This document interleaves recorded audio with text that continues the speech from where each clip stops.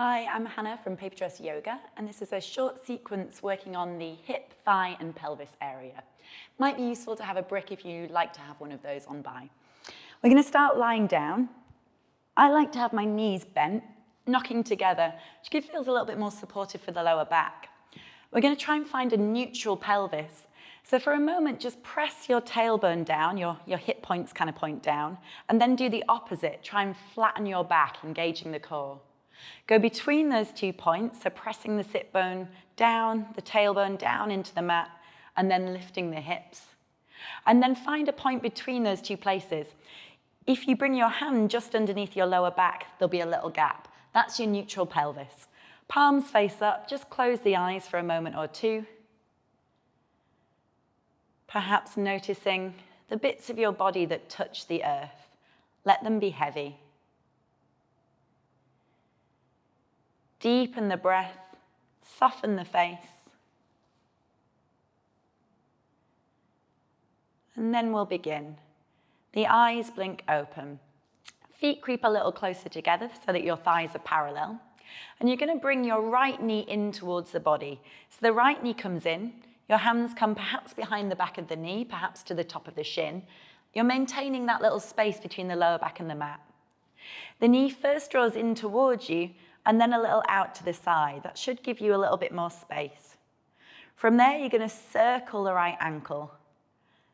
See if you can go nice and slowly. Sometimes the tendency is to rush. Come back the opposite way. When you go nice and slowly, perhaps you can notice a little more detail. From there, you're going to extend the right leg up to the sky, flex and point the foot. Again, if you do this slowly, you might be able to notice all the ligaments and bones and tendons that go into this rather simple movement. And then you're going to keep the foot flexed. From here, you're going to practice externally rotating that thigh. So the whole leg turns out, your knees, your toes point off to the side, and the whole leg turns back in again. Try that a couple of times. It's a fairly subtle movement. Externally rotating, internally rotating. And then keep the leg externally rotating, bend the knee, land the ankle on top of the other thigh. You can use the right hand to gently persuade the thigh away from you, keeping that foot flexed. And then if you have the capacity, you're going to bring this structure in towards you, hand comes behind the thigh, maybe you can get the top of the shin. You should feel a bit of stretch down the outer edge of the thigh.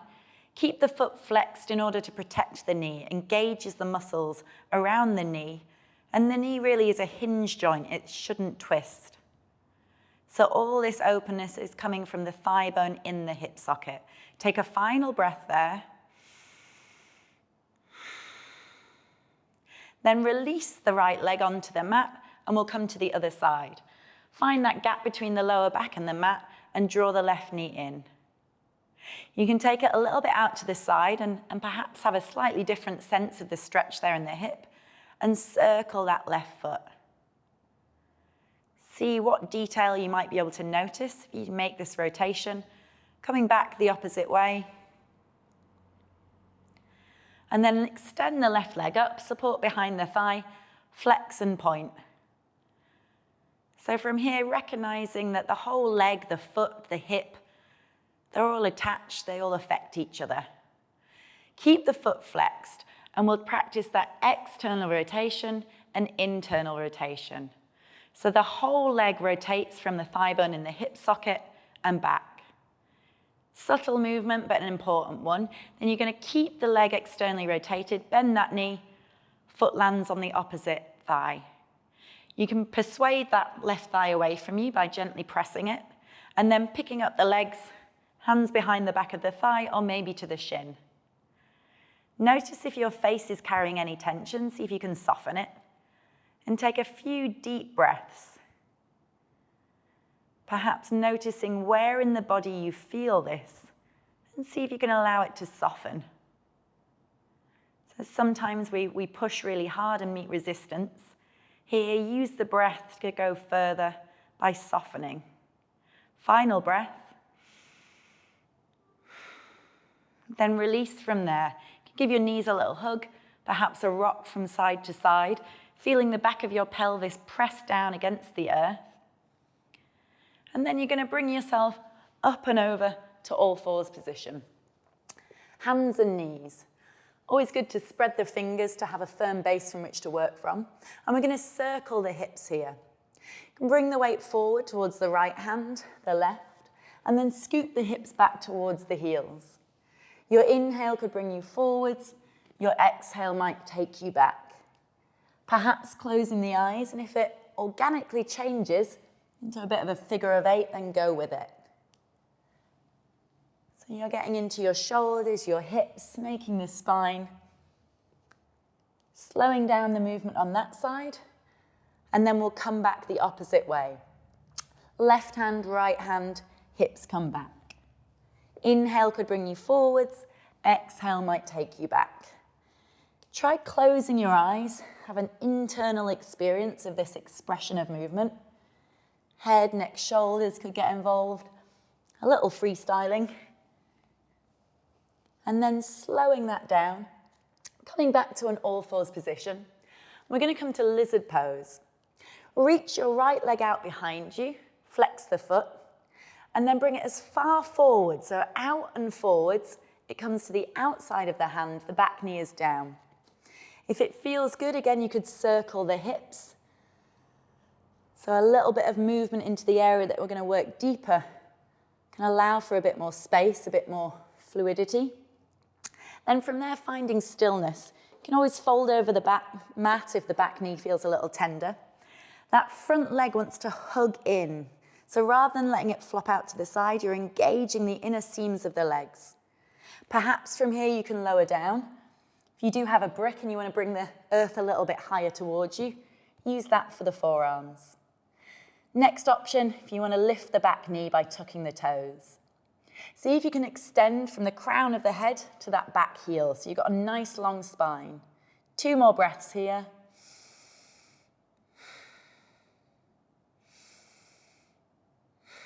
And then drop the back knee. Move any props to the side. Step yourself back to all fours position, and we'll have a go on the other side. The left leg reaches out behind you. Keep the foot flexed. Circle the knee out to the side, so moving through your hip rotation, and step the foot outside the hand. You could circle the hips again if that felt useful for you, almost like you're oiling up the joints. And then coming back the opposite way, we like to be even. And then finding a place of stillness. That front knee hugs in towards the upper arm. There's a sense of the inner seams of your legs are zipping together. Maybe you lower down. Just notice if this side feels any different without judgment. Perhaps the toes tuck, heel extends, and there's that length from the crown of the head to the heel of the foot. Take 2 more breaths into the back of the body.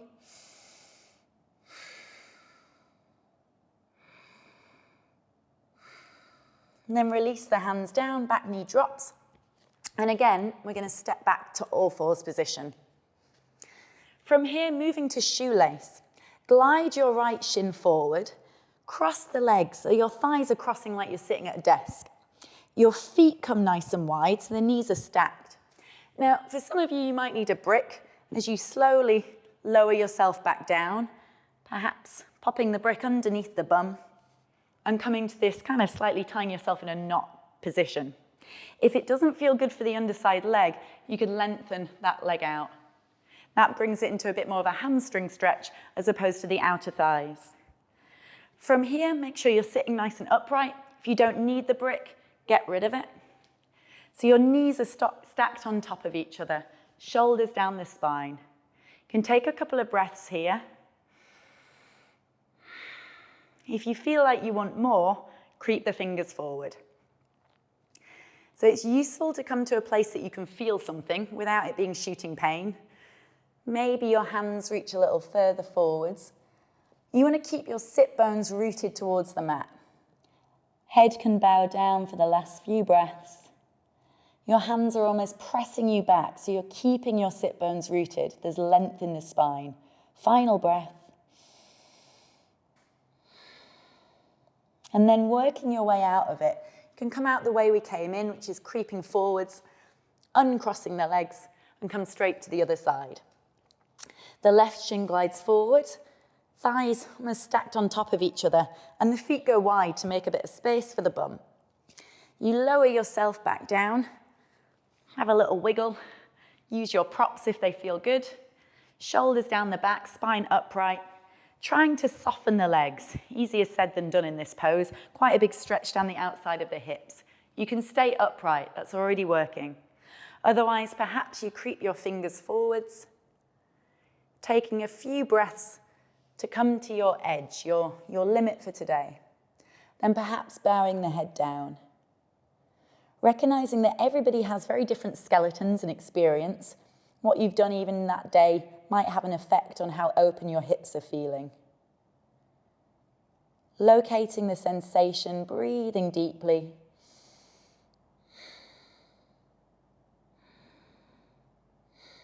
And then reversing back out.